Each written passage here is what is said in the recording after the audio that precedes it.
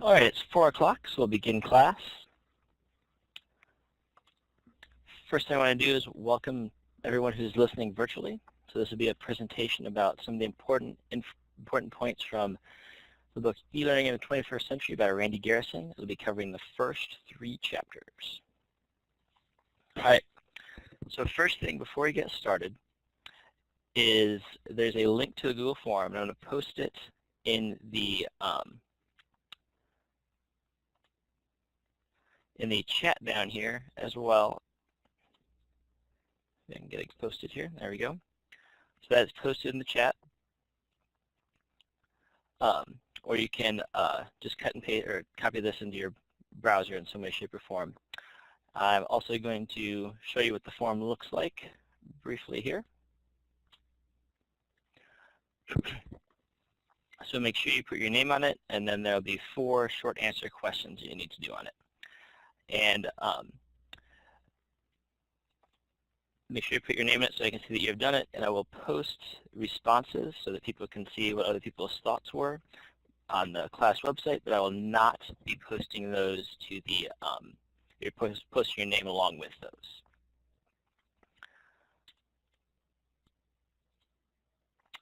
Next, we're going to start the triggering phase. All right, our learning objectives. So I'd like you to be able to understand how to evaluate the proper use of technology, how students' control of learning can be increased in e-learning, and understand how teacher presence can help foster a community of inquiries. And before we get started on those specifics, I'd like everybody to take a moment and think about a time in a class where they felt they had an excellent learning community. We'll come back to this later, but you can pause the video and write it down perhaps, or you can just think about it and then move on. So take a second and pause to think about it if you need it. Otherwise, we'll just go on to the next slide.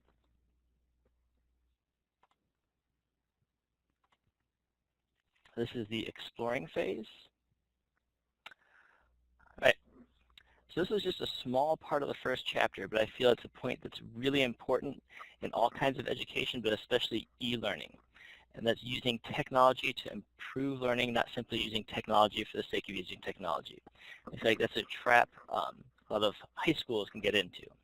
One example was I was teaching physics, and the whole science department got new digital whiteboards.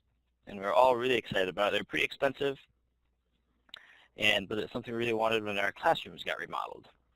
And so the company came in, showed us all the cool things we could do.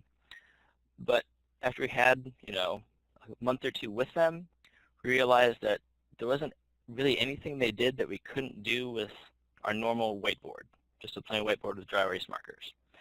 And so now, and all it did was introduce another area of something that could go wrong. If your computer wouldn't load properly or wouldn't load the software properly, then you had to get loaded back up and you couldn't start class. So at this point, all these fancy, expensive digital whiteboards we have are just plain old whiteboards.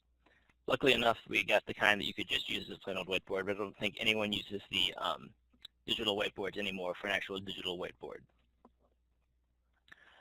So you have to be careful with technology to make sure that you're using it in such a way that is helping education, not just to have the technology. So an example of this kind of thing in e-learning, and this is something I've done in a learning management system before. So we've got a new learning management system called Moodle, and it had like hotspot questions and things like that where you could have the kids click on a certain part of a picture.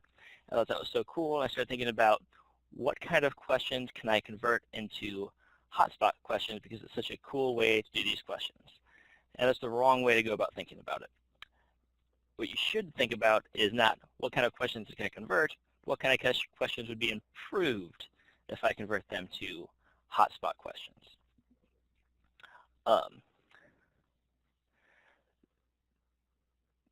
Some things that have worked for me in terms of, especially ones that relate to e-learning, is one, instead of using the digital whiteboard, just recording lectures has helped a lot, and the students really, really appreciate that. Another one is using question answer forms in physics. So for the more difficult physics problems, I tell the students they get points if they either post or answer a question. And if they um, are able to do that. They get the credit for that. But the other nice thing about that is it can improve from year to year, because I usually give the students at least a Word document full of the questions and answers from previous years. And so I just kind of carry that over. Right. All right, now we're going to talk about how learning changes students' control in e-learning versus traditional learning. One large advantage of e-learning is how much more control the students have over their own education. So I'm going to have you pause the recording and briefly come up with one way that e-learning can increase a student's control over their education. So I'd like you to fill this out in the Google Doc and then come back when you're done with that. So pause the recording and come back when you're done. All right, so these are some of the ways that e-learning helps students have control. And one of the ways is just what we just did. You can pause the recording and do other things. So another great feature of having lectures recorded like this is that the students have the option of where lectures are listened to. Another advantage of it is of having a recording like this is that the students have the option of re-listening to lectures. And third, using things like message boards to have a log of questions is another way that students can have see what other people have done, have a written record of it, which is beneficial and helps them control their own learning better.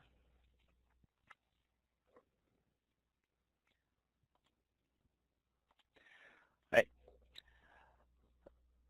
The last thing we'll talk about is how teaching presence is important to establish a community of inquiry in e-learning.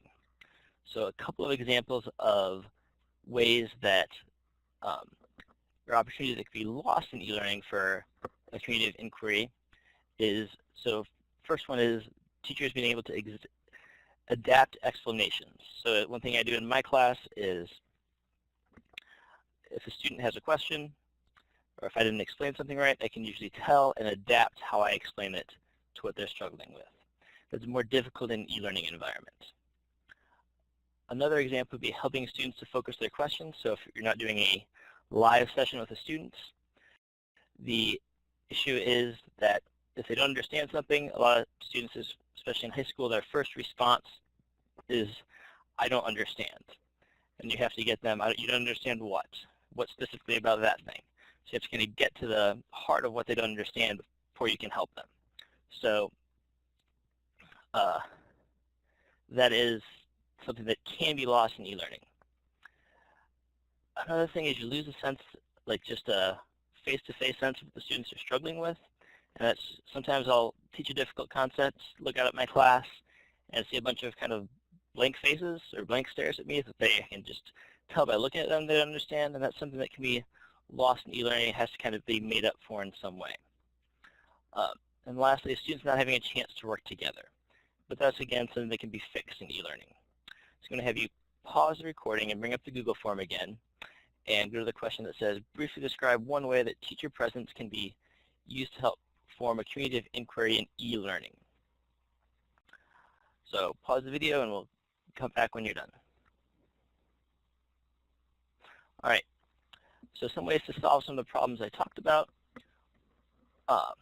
One of the key ways is to generate students' responses during the lecture, kind of like, again, what we're doing right now in this lecture, is make sure you're getting some kind of feedback from the students.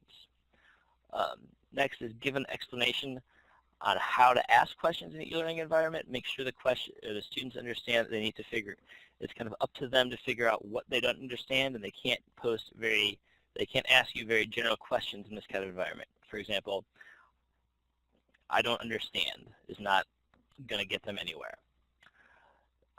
Giving students a place like a message board to ask questions and receive responses from the teachers or other students. Again, that'll kind of bring that community aspect into it and also get the students working together a little bit.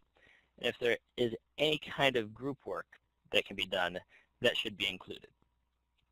All right, we'll go on to the integration phase.